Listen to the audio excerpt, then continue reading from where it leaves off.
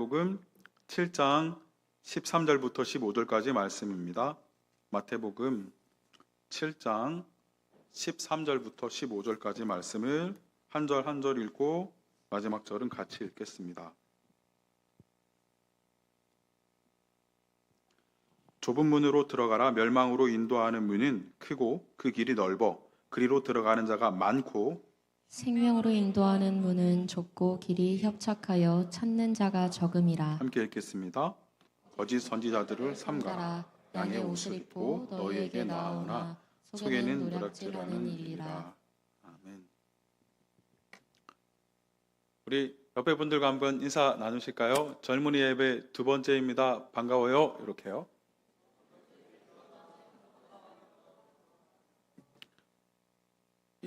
나오기 너무 이쪽에 있지 않아요? 요쪽 정도까지는 좀 이거 오면 좋겠는데. 네. 눈에 좀 들어오게.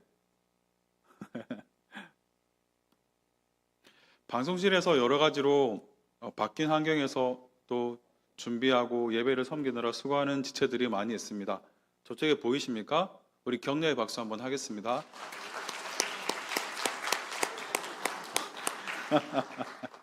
네.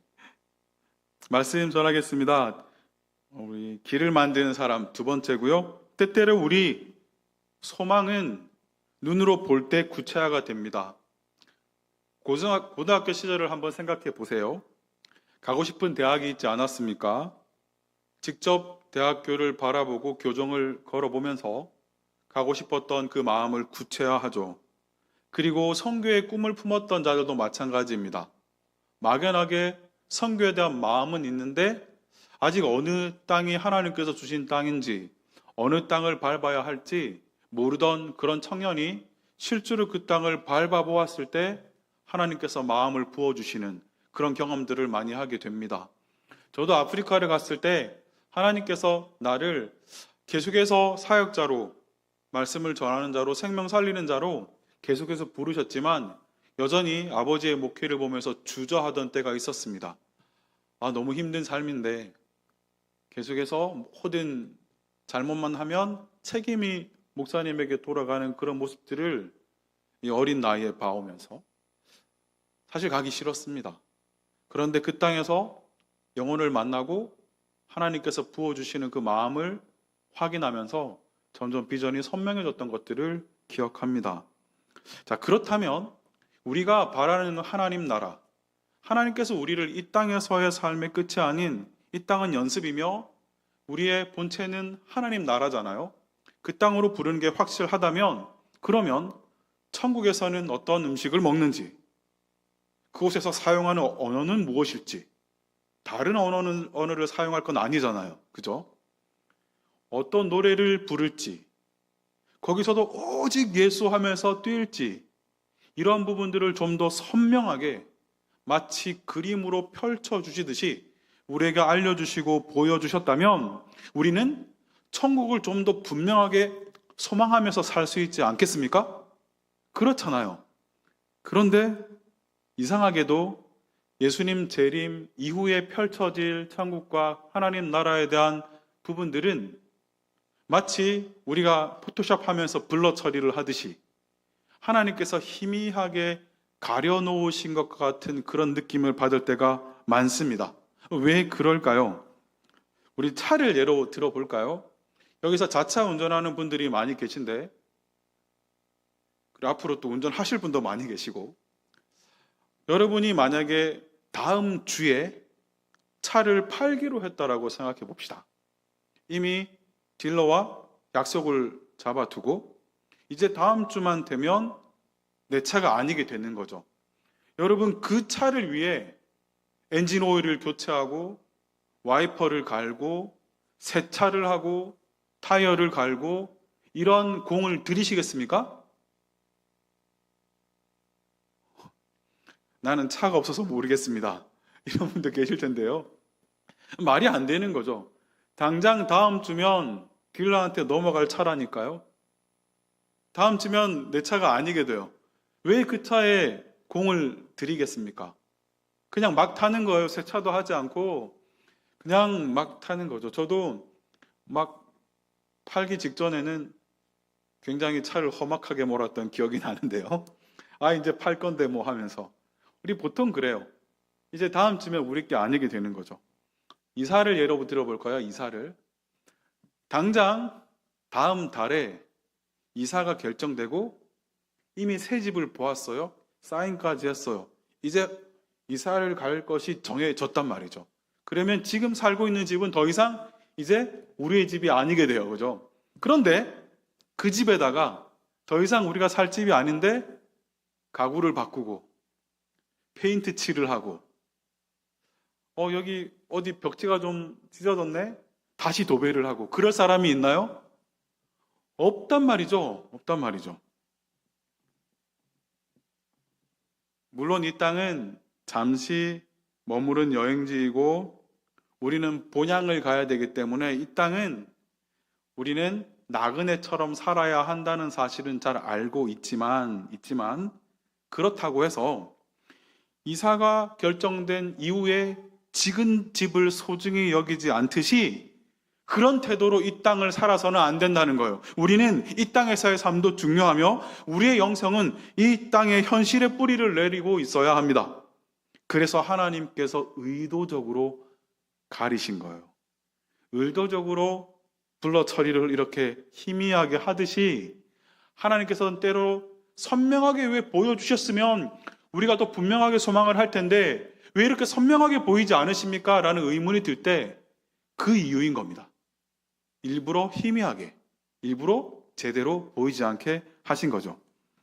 그래서 하나님은 우리가 서 있는 지금 이곳, 우리가 서 있는 이 땅에서 삶도 충실하게 살아가길 원하심으로 우리가 이사 갈 곳이라고 해서 이 땅의 삶을 엉망으로 사는 것은 하나님께서 원하시는 그 삶이 아니니까 때로는 희미하게 그렇게 하신 거예요. 그런데 생명의 길도 마찬가지입니다. 우리의 생명의 길, 우리의 믿음의 길도 신호등처럼 좌회전 신호가 오면 이쪽으로 가면 되겠네, 빨간 신호등이 오면 멈추면 되겠네 라고 우리의 생명의 길도 선명하고 분명하게 보이면 좋겠는데 하나님의 의도대로 좀 감추어져 있어요. 이렇듯 감추어 두셨지만 그래서 때때로는 어디로 가야 될지 헤매지만 모르겠지만 그래서 우리가 믿음의 길을 걸어가다 보면 좀 하나님께서 분명히 좀 알려주시면 좋겠다 이런 마음이 들 때가 있지 않습니까?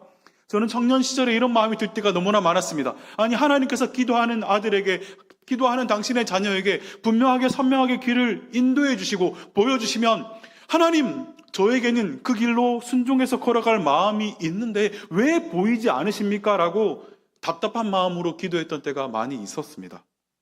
그런데요, 이렇게 희미하지만 가리워져 있지만 또 택한 자들이 소망 가운데 길을 잃지 않고 분명히 걸어가야 하는 것도 사실이거든요.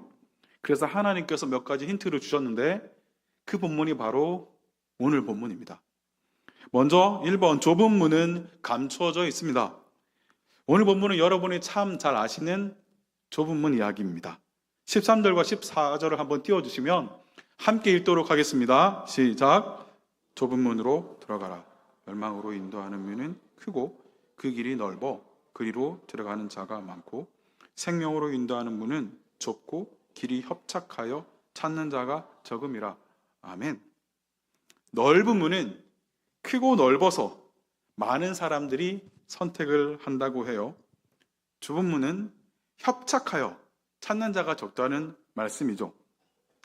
너무나 익숙한 말씀이어서 몇 분 하품을 하시는데 맞아요. 하품이 나올 정도로 익숙한 말씀이에요. 어릴 때부터 너무나 귀에 못이 박히게 들어왔던 말씀, 그렇다고 익숙한 말씀이라고 쉽게 지나칠 수 있는 말씀이라는 의미는 아닙니다. 우리 14절을 보면 협착하여라고 번역된 테슬림맨이라는 이 단어를 보면 원형은 누르다, 압박하다, 괴롭히다 라는 뜻을 가지고 있습니다. 이 길은, 좁은 문, 이 길은 협착하다는 이 뜻은 눌림을 당하고 억압당하며 환난을 당하는 삶을 의미합니다. 생명의 길이면 모든 사람이 그 길로 걸어가야 정상 아니겠습니까? 이 길 끝에 생명이 있다라고 이야기한다면 아무리 좁아도 그 길로 걸어가지 않을 사람이 누가 있단 말입니까? 모두가 당연하게도 그 길을 선택해서 걸어갈 것입니다. 그런데요, 성경을 보니까 많은 사람들이 가지 않는데요. 단지 좁아서가 아니라 협착해서 그곳엔 눌림이 있고 억압이 있고 괴롭힘이 있어서 많은 사람들이 걸어갈 때 그 환난 때문에 막히는 거죠. 그래서 선택을 하기가 어렵습니다. 예수님 자신이 길과 진리요 생명이라고 말씀하셨습니다. 요한복음 14장 6절을 우리 큰 소리로 한번 같이 읽어보겠습니다. 시작. 예수께서 이르시되 내가 곧 길이요 진리요 생명이니 나로 말미암지 않고는 아버지께로 올 자가 없느니라. 아멘. 예수님께서 자신을 무엇이라고 소개합니까? 자, 크게. 역시 이렇게 주고받기가 되니까 너무 좋네요. 길이요 진리요 생명. 자, 그러면 예수님께서 길이라고 하셨으므로 이 좁은 문, 이 좁은 길, 예수님을 뜻함이 분명합니다.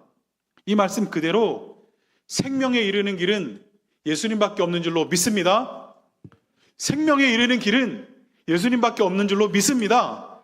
아무리 다른 종교와 또 다른 사람들이 이곳에도 길이 있다라고 이야기해도 결국 그 길은 사망이며 그곳에는 생명이 없습니다. 오직 예수님만이 길인 것입니다. 요즘 다원주의, 모든 종교에는 다 길이 있고 결국 다 통하는 거 아니냐, 왜 너네만 진리라고 옳다고 주장하냐, 이렇게 이야기하지만 오직 길은 예수님밖에 없는 줄로 믿습니다.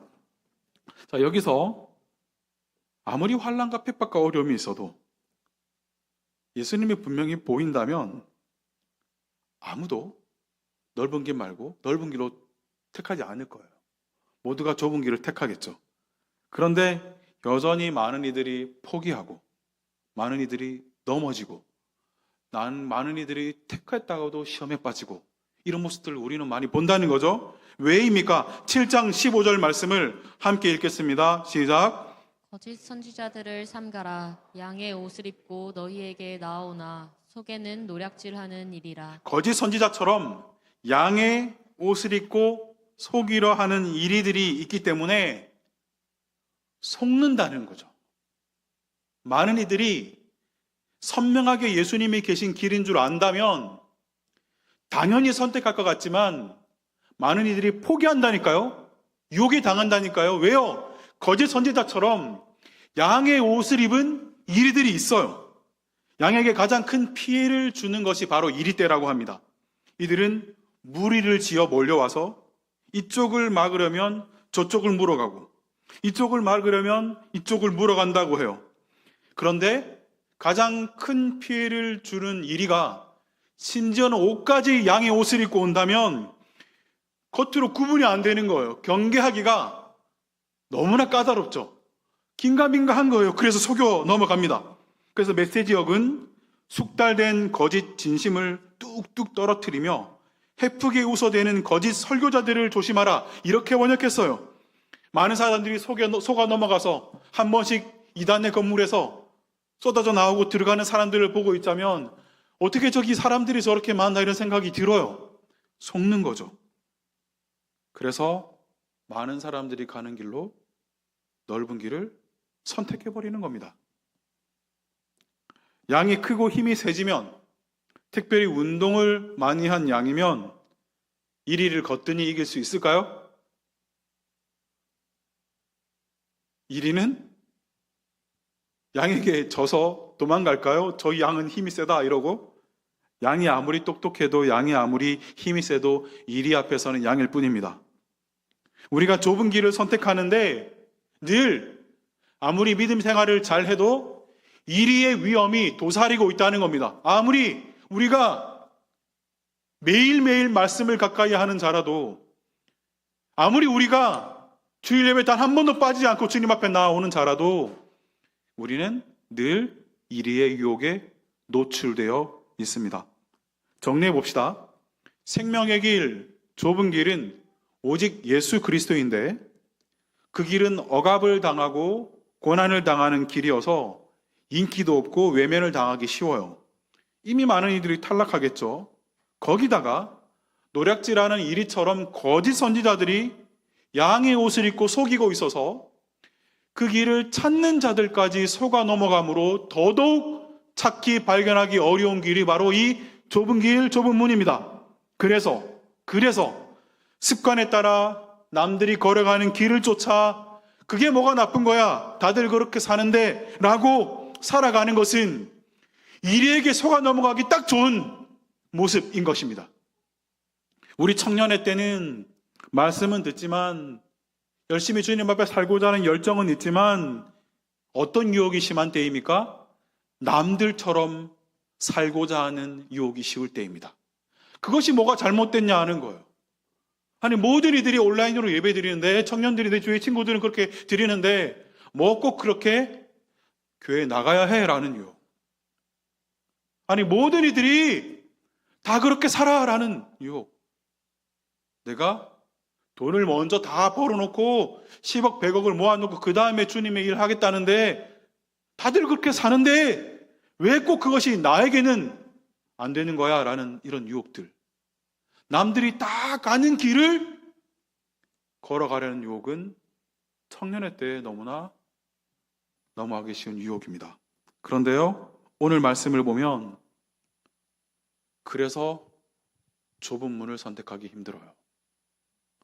모두가 가는 길을 따라가다 보면 자기도 모르는 채로 넓은 문에 가 있어요. 남들도 다 그렇게 사는데라고 살다 보면 아니야, 나는 모태신앙이고 나 예수님 잘 믿어. 그런데 뭐 어때?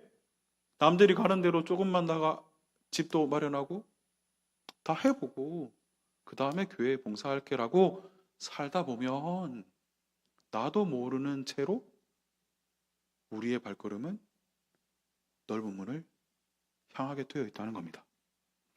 내 삶의 편안함을 따라 살다 보면 나도 모르게 그렇게 되어 있다는 거예요. 그러면 이제 두 번째, 어떻게 거짓 선지자의 유혹에 넘어가지 않을 수 있을까요? 21절에 그 방법이 나오는데요. 7장 21절을 우리 같이 읽겠습니다. 나더러 주여 주여 하는 자마다 다 천국에 들어갈 것이 아니요 다만 하늘에 계신 내 아버지의 뜻대로 행하는 자라야 들어가리라. 지난 주일 예배 때도 이 말씀을 가지고 나누었었는데요. 모두가 주여 주여 부른다고 천국에 갈 것이 아니라 아버지의 뜻대로 행하는 자가 들어가리라라고 말씀합니다. 중요한 거, 그러면 행함으로 우리가 구원을 얻습니까? 그 얘기가 아니에요. 오직 믿음으로 사는 자는, 믿음으로 구원을 받은 자는 하나님 말씀이 들려졌을 때 순종함으로 그 믿음을 나타내 보이는 거죠. 우리에게 순종할 때에 그 좁은 문 끝에 서 계신 예수님이 더 선명하게 보여집니다. 희미하게 블러 처리를 해놓고 보이지 않았던 길인데 순종해서 한 발짝 믿음의 길을 걷고 나면 마치 안개가 걷어지듯이 그 길이 선명해지는 거예요. 그동안 많은 사람들이 걸어가는 넓은 길로 걸어가다가 도대체 좁은 길은 어디에 있는지 보이지도 않고 살아가는 삶이었는데 하나님 말씀이 들려졌을 때 순종을 하기 시작하면 그때서야 비로소 보이는 게 좁은 문이에요. 심지어는 행하지 않고 듣기는 들었는데 행함이 없이 살다 보면 심지어는 도대체 좁은 문이 어디야? 보이지도 않는 삶을 우리는 살게 된다는 것입니다. 그래서 우리는 하나님의 뜻대로 행하는 자가 반석 위에 집을 지은 자라고 성경은 말씀합니다. 하나님의 뜻대로 행하는 자가 열매 맺는 삶이라고 성경에 이야기를 합니다. 우리는 하나님 말씀에 순종함으로 좁은 문을 선택하시는 여러분 되시기를 축복합니다. 바로 그렇게 해야 주님의 말씀이 들렸을 때 순종하기 시작해 보아야 환난이 있고 고난에 닥쳐도 좁은 문을 선명하게 선택해서 걸어갈 수가 있는 거예요. 이리가 있어도, 양의 옷을 입고 있어도 속지 않을 수 있는 거예요. 분별력이 있는 거예요. 생명의 길을 선택할 수 있는 거예요. 그 길 끝에는 예수님이 계실 것입니다. 그리고 탐심에서 벗어나야 하는데요. 이것은 앞에 이야기와 이어지는 것입니다. 골로새서 3장 5절을 한번 읽어보겠습니다. 골로새서 3장 5절 말씀 읽겠습니다. 시작. 그러므로 땅에 있는 지체를 죽이라. 곧 음란과 부정과 사욕과 악한 정욕과 탐심이니 탐심은 우상 숭배니라. 여기서 탐심은 우상 숭배라고 했습니다. 우상 숭배는 하나님보다 더 높게 여기고 더 소중히 여기는 것이 우상 숭배예요. 그러면 탐심은 우상 숭배라고 했으니 탐심이 있다면 그 탐심이 하나님보다 더 높아져 있기에 하나님의 뜻에 순종할 수도 없다는 것입니다.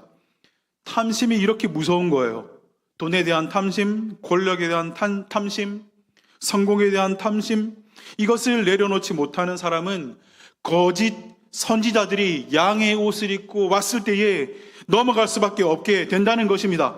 마태복음 19장에 예수님과 부자 청년의 대화를 기억해 봅시다. 19장 21절, 22절인데요. 우리 한번 같이 큰 소리를 읽겠습니다. 예수께서 이르시되 내가 온전하고자 할진대 가서 내 소유를 팔아 가난한 자들에게 주라. 그리하면 하늘에서 보화가 내게 있으리라. 그리고 와서 나를 따르라 하시니 그 청년이 재물이 많음으로 이 말씀을 듣고 근심하며 가니라. 이 청년에게 탐심은 재물이었어요. 사람마다 다 다르겠지만 이 청년에게 재물이 예수님보다 크게 보였어요. 주님께서 뭐라고 말씀하십니까? 내 소유를 팔아 가난한 자에게 주라. 그리하면 하늘에서 보화가 있다고 했는데 하늘의 보화는 크게 볼 줄 아는 믿음이 없었고 자기가 가진 재물이 크게 보였어요.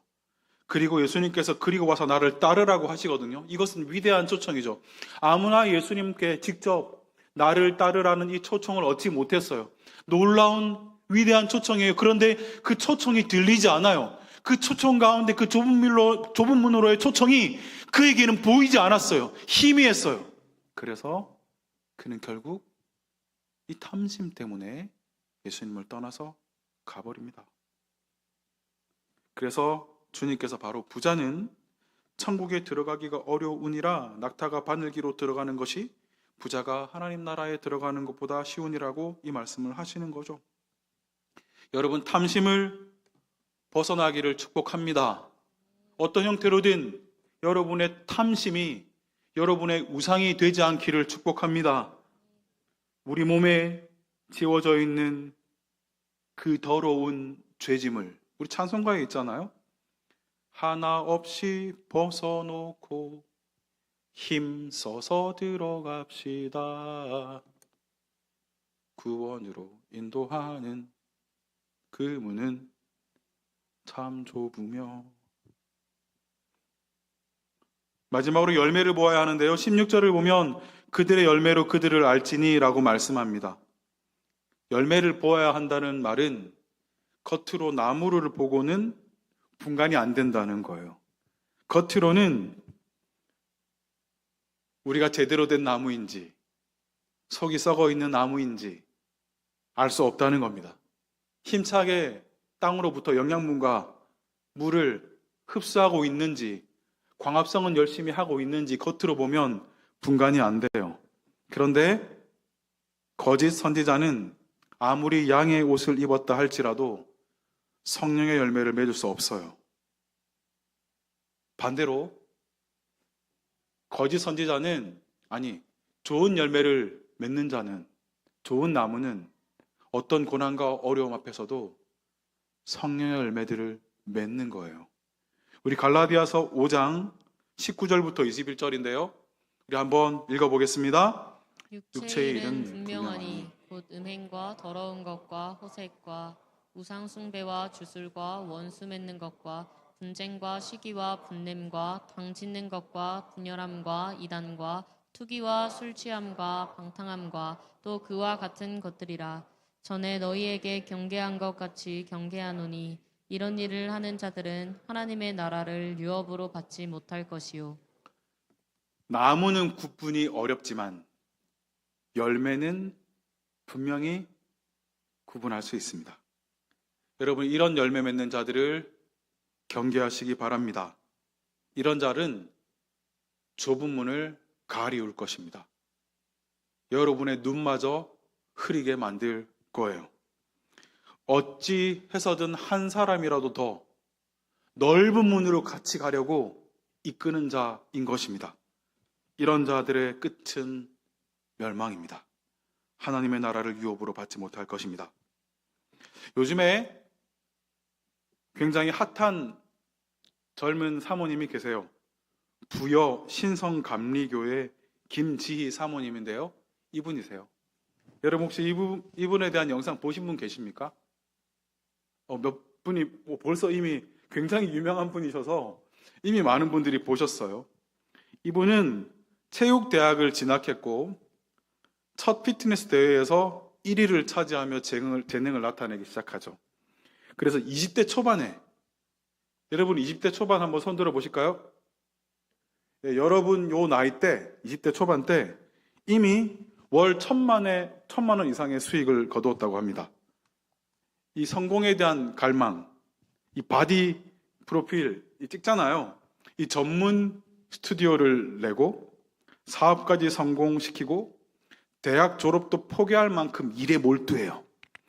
당시 그녀의 목표는 모든 이들이 걸어가는 넓은 길, 서울의 최고급 아파트에 살며 슈퍼카를 타는 화려한 삶이 그녀의 목표였다고 합니다. 모태신앙이었지만 이 돈 버는 재미에 빠져 주일 예배까지도 빠졌대요. 그런데 공허함과 허무함이 찾아오기 시작한 거죠. 기도하기 시작했는데 하나님으로부터 강력한 마음의 울림을 받게 됩니다. 바로 그 말씀이 우리가 오늘 보고 있는 말씀, 좁은 문으로 들어가기를 힘쓰라 라는 메시지였습니다. 그런데 이 사모님은 고민하기 시작했어요. 말씀 듣고 감동적이다, 좋은 말씀이다 하고 지나치는 사람이 너무나 많은데 이 사모님은 지나치지 않았어요. 말씀이 들려졌을 때 정말 자신의 삶을 좁은 길로 들이려 결단하며 찾는 바로 그 타이밍에 당시 전도사였던 남편이 사역하게 될 부여 신성교회의 모습이 담긴 사진 한 장을 본 거예요. 충격적인 첫인상입니다. 사진 속에는 그녀가 상상하던 교회의 모습이 아닌 거죠. 건물 곳곳에 곰팡이가 피어 있고 마당에 풀이 무성하고 예배당 안에 쥐가 다니고 시골의 너무나 작은 이 개척교회. 그런데 이 사모님은 그 사진을 보는 순간 직감적으로 깨달았대요.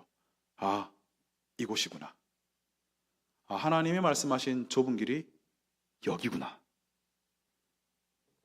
당시 그녀는 월 1,000만 원 이상을 벌던 잘 나가던 PT 강사였잖아요. 당시 남편이 받게 될 사례비는 10분의 1도 되지 않는 월 80만 원 남짓이었다고 합니다. 보통 우리가 남들이 걸어가는 넓은 길, 넓은 문을 쫓아가는 사람이었다면 결코 이런 선택을 할 수 없었지만 오히려 그녀는 하나님께서 보이신 좁은 문임을 알았습니다.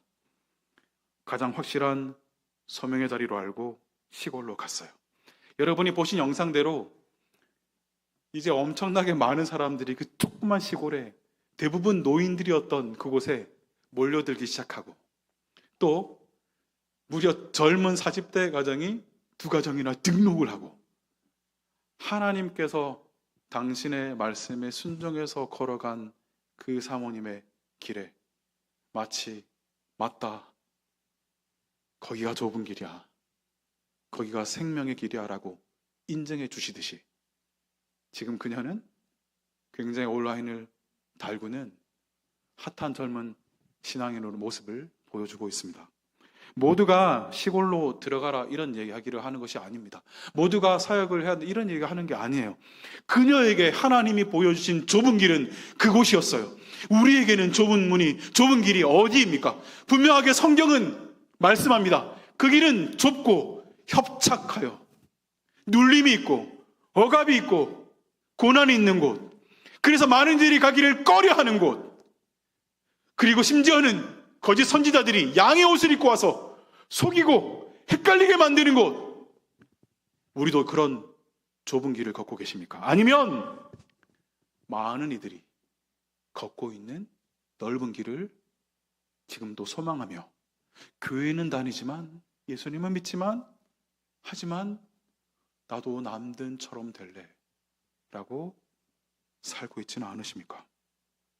여러분, 하나님의 뜻을 구하고 하나님의 말씀이 들려진 그때에 좁은 문을 선택하시는 모두가 되시기를 예수님의 이름으로 축원드립니다. 그 길 끝에는 우리 주님이 계십니다. 모두에게 이렇게 선명하게 보였다면 다 그 길로 가겠죠. 그러나 이 길은 희미하게 가려져 있다니까요. 누구에게 보이는 길입니까? 하나님 말씀에 들렸을 때에 순종하여 그 걸음을 내딛는 자에게 점점 선명하게 보이기 시작하는 길인 것입니다. 탐심을 버리시길 원합니다. 열매를 보고 분별하시기를 원합니다. 거짓 선지자의 유혹에, 거짓 세상